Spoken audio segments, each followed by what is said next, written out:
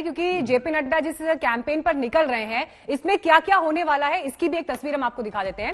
BJP Sonar Bangla अभियान के बहाने राज्य में कैंपेन चलाने जा रही है। 2 करोड़ से ज्यादा लोगों से जुड़ने का यहां पर लक्ष्य है। और इसके अलावा आपको ये बता दें 294 विधानसभाओं में क्षेत्रों में एलईडी रथ दौड़ेंगे। सोनार बांग्ला इसे लेकर रायशुमारी है और यही इसी मकसद के साथ जेपी नड्डा वहां पहुंच रहे हैं। 2 करोड़ लोगों तक पहुंचने का लक्ष्य है, जिस बात का जिक्र हम कर रहे थे। एलईडी रथ यहां पर आपको दौड़ते हुए दिखाई देंगे। लोगों की राय से मैनिफेस्टो बनेगा। 30,000 पेटियां रखी जाएंगी सलाह के लिए, जिसमें लोग अपने सजेशंस दे सकते हैं, सुझाव दे सकते हैं।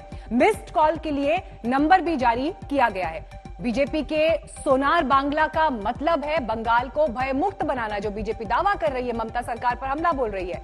सीमाओं को महफूज रखना, गरीबों को खाना मुहैया कराना, युवाओं को रोजगार देना। तो ये तमाम ऐसे मुद्दे हैं जिन्हें लेकर बीजेपी राज्य में लगातार कैंपेन तो कर ही रही है। और सोनार बांग्ला को लेकर ये अपना विजन बीजेपी ने दिया है और कहा है कि 10 साल में जो ममता सरकार नहीं कर पाई है, जिसमें विफल रही, वो हम अचीव करके दिखाएंगे। इस पर जवाब देंगे रिजू दत्ता, लेकिन उससे पहले जरा बयानों की भी एक तस्वीर देखिए। 30 বছর বয়স একটা বউ, ঘরের কন্যা, ঘরের বউ, তাকে কয়লা চোর বলছেন আর কয়লা চোরদের নিয়ে নিজে করে তুলে বেড়াচ্ছেন। লজ্জা করে না? আজ আমাদের ঘরের মা বোনেরা কয়লা চোর।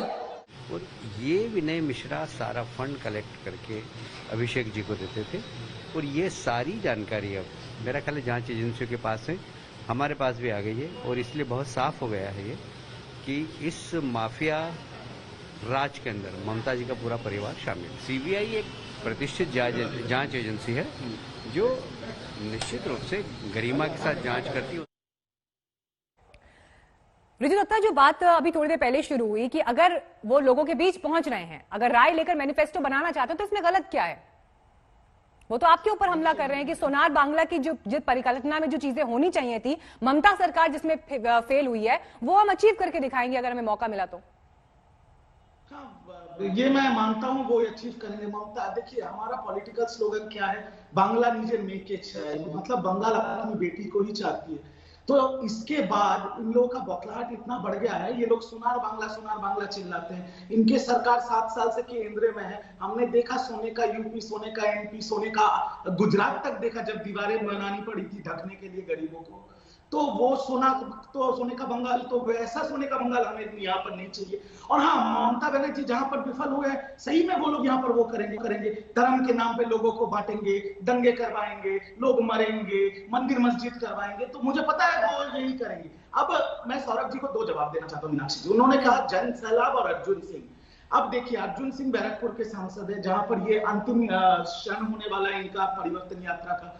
उनके खुद के ऊपर तो 12 करोड़ का सीबीआई का केस चल रहा है कॉर्पोरेशन बैंक के हवाले का। उनके खुद के साले जी तो अभी भी जेल में हैं और वो बैठे हैं बीजेपी के नेता बनके। तो ये रहा पहला अर्जुन सिंह का बात। पहले वो थोड़ा देख लीजिए सौरभ जी कि सारे चोरू चक्के आपके वहां पर संत साधु हो गए वॉशिंग मशीन में धुल के। और दूसरा, जन सैलाब का बात उन्होंने किया। 2 दिन पहले बीजेपी के त्रिपुरा के मुख्यमंत्री आए थे बंगाल में रैली करने। उनके परिवर्तन यात्रा में भी वो खड़े थे। उनके रैली और रथ यात्रा में इतने लोग थे, उससे ज्यादा लोग तो मेरे घर के बाजू में दुर्गा पूजा के पंडाल में। रिजू दत्ता, लेकिन सरकार में तो अभी टीएमसी है, 10 साल हो गए। रिपोर्ट कार्ड तो टीएमसी को देना है अभी जनता को। और पिछले घोषणा पत्रों में आपके जो टॉप एजेंडे पर शामिल था वो था राज्य में क्राइम रेट को कम करना। हालात जमीन पर अभी ये दिखाई दे रहे हैं कि कहीं गोलियां चल रही हैं, लोगों के मर्डर्स हो रहे हैं, पॉलिटिकल किलिंग्स हो रही हैं, बम चल रहे हैं, बड़े नेताओं पर हमले हो रहे हैं। कौन विफल है इसमें? मैं जवाब दे दूं मीनाक्षी जी। जवाब इसका यह है कि अगर आप एनसीआरबी डेटा 2019 का देखें तो एनसीआरबी डेटा 2019 का यह कहता है कि Kolkata is the safest city in this country. और 2 आपको मैं आंकड़े देखता हूं। क्राइम अगेंस्ट विमेन, मतलब औरतों के खिलाफ गुना, उसमें यूपी 59,000, राजस्थान 41,000, महाराष्ट्र 37,000, बंगाल 29,000। और क्राइम अगेंस्ट एससी, एसटी और दलित, जो नीचे समुदाय के लोग हैं, उनके अगेंस्ट जो गुनाह होता है उसमें यूपी 32%, राजस्थान 34%, वेस्ट बंगाल 1.5%। ये एनसीआरबी का डेटा है। ठीक है, बहुत अच्छी बात है, लेकिन नहीं, बहुत अच्छी बात है, लेकिन जो डेटा आप दे रहे हैं वो जमीन पर क्यों नहीं दिखाई दे रहा? क्यों पॉलिटिकल किलिंग्स हो रही हैं? बम क्यों चल रहे हैं? आपके मंत्री के ऊपर क्यों रेलवे स्टेशन पर बम से हमला हो गया? वही तो बात है मैडम। देखिए, एक कहीं पे भी अगर इलेक्शन होता है तो माहौल थोड़ा गर्म होता है। तो क्या ये जायज है? बंगाल में नहीं, चुनाव है तो चुनावी हिंसा जायज है, इसको आप जायज करार दे रहे हैं? कोई चुनाव ये दलील भी कैसे हो सकती है सर? नहीं, ये दलील भी कैसे हो सकती है?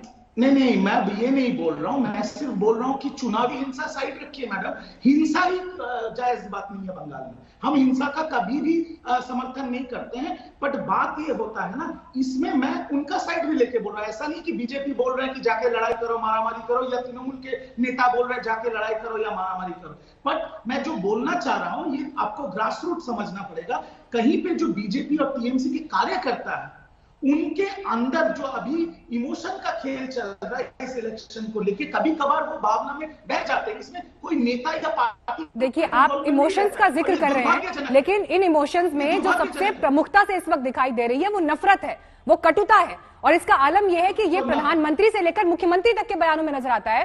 सौरभ जी, आपको मैं चर्चा में यहाँ पे लाना चाहूंगी। देखिए, प्रधानमंत्री हुगली में मौजूद थे तो उन्होंने तोलाबाज जैसे शब्दों का इस्तेमाल किया, कट मनी कल्चर का इस्तेमाल किया। कल ममता बनर्जी ने दंगाबाज बोल दिया। आज जेपी नड्डा जवाब देंगे क्या? देखिए, सबसे पहले ये जो सोनार बांग्ला का बात हम लोग कर रहे हैं, ये सोनार बांग्ला का सपना कविगुरु रविंद्रनाथ टैगोर ने दिखाया था। अमर सोनार बांग्ला अमी तोमाय भालोबासी। लेकिन आजादी के बाद से आज तक कोई सोनार बांग्ला कैसे बनाना है, सोनार बांग्ला तो सोनार बांग्ला बने नहीं। 34 साल ने लेफ्ट ने दिखाया, और ममता बनर्जी तो लेफ्ट स्कूल का बेस्ट स्टूडेंट है। लेफ्ट का जितना बुराई है उसने सीधा ले लिया। 10 साल में वो 34 साल को पार कर गया। आज बोल रहे हैं गुजरात की बात कर रहे हैं। अरे भैया, आपके बंगाल से सबसे ज्यादा लोग गुजरात में काम करने के लिए जाते हैं। गुजरात के सारे लेबर, सारे वर्कर, सारे स्वर्ण शिल्पी, सारे हीरा का शिल्पी सारे बंगाल का है। आप बंगाल में तो काम दे नहीं सकते हो, वहां जाके वो काम कर रहे हैं, इसमें शर्म आपका आता नहीं है।